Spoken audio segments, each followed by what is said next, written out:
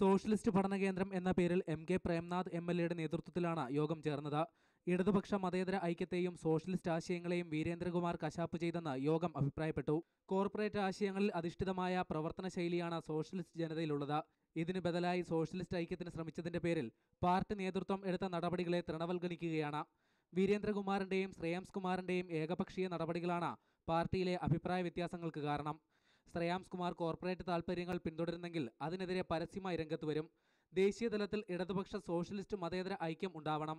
ഇതിനായി വീരേന്ദ്രകുമാർ അടക്കമുള്ളവർ UDF വിട്ട പുതിയ സഖ്യത്തിന് നേതൃത്വം നൽകണം. സോഷ്യലിസ്റ്റ് പാർട്ടിയുടെ ഇപ്പോഴുള്ള വീരേന്ദ്രകുമാർ അടക്കമുള്ള നേതാക്കൾ UDFുമായുള്ള ഇന്നത്തെ ബന്ധം വിച്ഛേദിച്ചിട്ട് ഇടതുപക്ഷ ലൈനിലേക്ക് വരണം.